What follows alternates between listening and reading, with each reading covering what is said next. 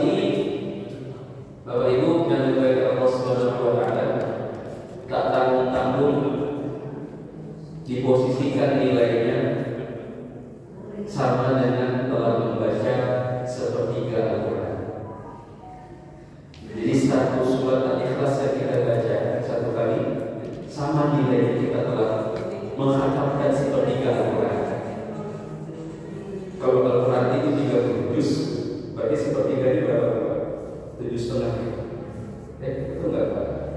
Setengahnya 15, sepertiganya 10 ya? Oh sorry 10 juz nilainya.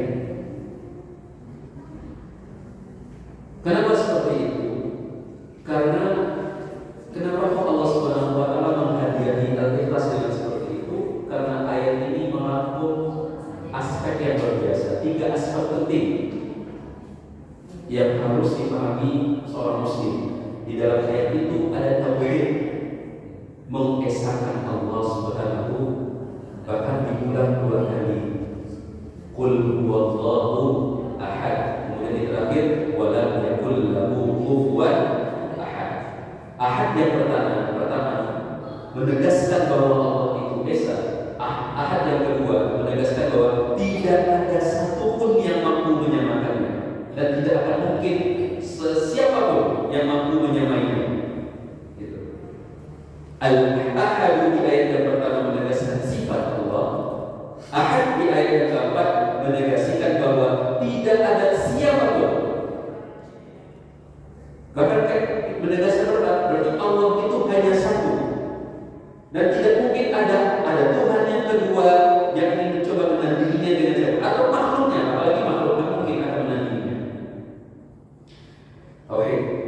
Kemudian bentuk tauhid yang selanjutnya menegaskan bahwa Allah itu bukan anak siapa-siapa dan bukan pula bapak siapa-siapa. Jadi kalau dilanjutkan nanti sensitif di pembahasan. Tapi ini keyakinan kita. Ya, baik. Jadi terbantahlah keyakinan-keyakinan yang lain. Kalau seandainya ada yang mengklaim bahwa Allah itu adalah ayahnya seseorang, batal. Kalau seandainya ada yang mengklaim bahwa Allah itu anaknya seseorang, batal juga. Ya. Ini membantah keyakinan-keyakinan yang sudah berkembang di saat itu. Karena orang kafir kalau dibaca asbab nuzulnya, orang musyrik Quraisy yang sudah bertahun-tahun mewarisi keyakinan menyembah patung berhala ini dan tak tahu dikelilingi Pak. Jadi patung itu mengelilingi Ka'bah. Bahkan isi Ka'bah itu pun juga baru. Ya. Karena bayangan mereka itu Allah Tuhan itu harus diwujudkan, harus materi. Tidak mungkin Allah itu materi. Dia bertanya kepada Nabi Muhammad, ya Muhammad, sif li rabbika. Tolong wujudkan, sifatkan bagaimana wujud Tuhanmu itu yang kamu dakwahkan kepada kami. Kalau dia emas-emasnya yang bagaimana alatnya, kalau dia tembaga yang gimana jenisnya, begitu. Karena patung terbaik itu di saat itu yang terbuat dari emas dan tembaga. Yang dari mana dia? Nah, sebenarnya bisa dipatahkan logikanya oleh Nabi Muhammad. Tapi lihat bentuk adab Nabi Muhammad kepada Allah. Karena ini sifat Allah Subhanahu wa taala. Jadi tidak bisa diterangkan. Turunlah ayat ini. Diantarkan ke Rasul Nabi Muhammad, langsung turunkan di beliau. Ya Muhammad, katakan kepada dia, qul, ucapkan Allahu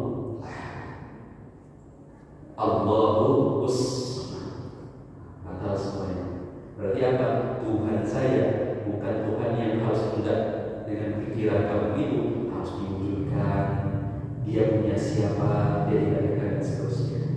Yang kedua, ayat ini memuat ketentuan hukum-hukum dan ketentuan-ketentuan dari Allah Subhanahu wa taala. Walaupun tidak tertuliskan secara jelas hukum di sini, tapi yang jelas hukumnya kita harus berakidah yang lurus dan murni. Haram bagi kita untuk mencari tandingan-tandingan, sekutu-sekutu untuk menyamai Allah atau tandingan-tandingan untuk melunturkan kekuasaan Allah Subhanahu wa taala. Yang ketiga, ayat ini menjelaskan amal. Ada perbuatan di sana.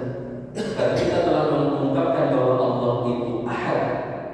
Dia bukan bapak seseorang dan dia juga bukan anak seseorang dan dia tidak berketurunan dan apalagi namun sembilan misalnya ya walam yakul lahu kufuwan ahad dan tidak ada satupun yang mampu menyandinginya.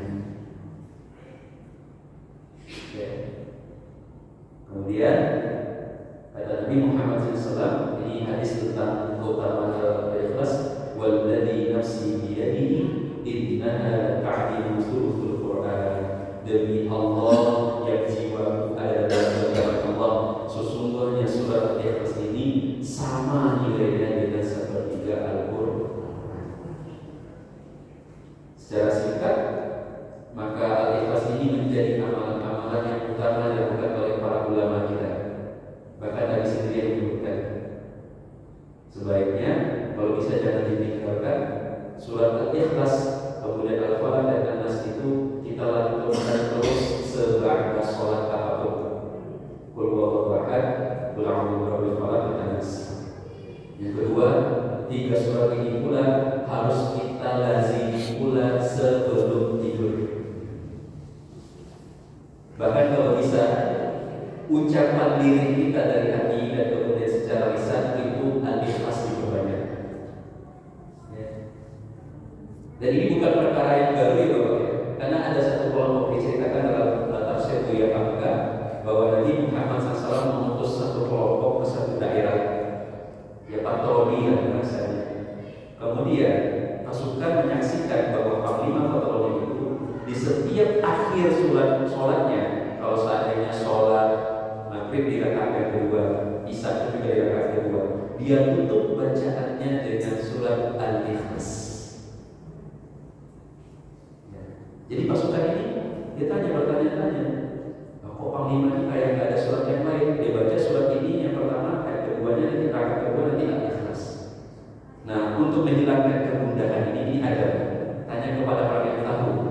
Mereka nggak heboh, mereka nggak menyalahkan panglima yang secara pertama panglima yang kedua ibu nggak ada lagi.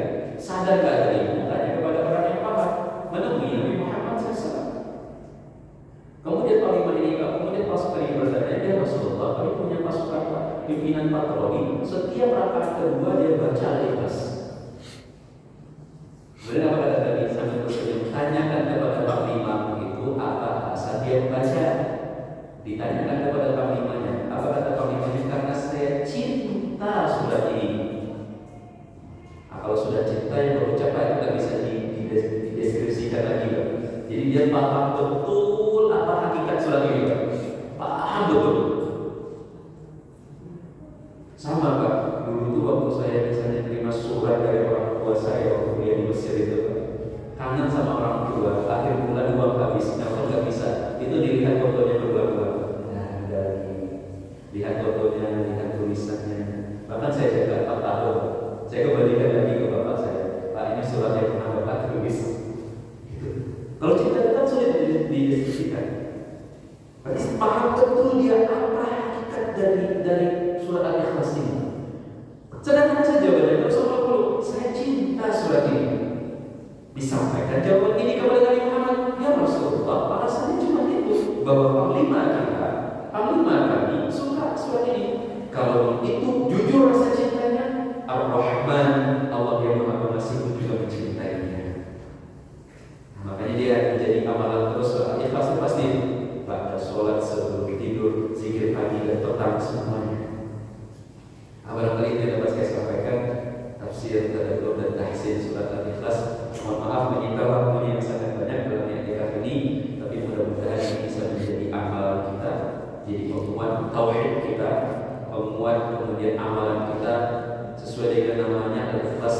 Lebih kita ikhlaskan kembali sesuai dengan namanya khaliqah, ikhlas mengkosongkan diri dan isinya hanya dengan Allah. Beramal tidak ada apa-apa yang dicari melainkan hanya Allah, itu saja. Mudah-mudahan itu yang dapat pelajaran yang kita sampaikan terkait surat Al-Ikhlas. Lebih dan kurangnya saya mohon maaf. Subhanallah wa bihamdika, asyhadu an la ilaha illa anta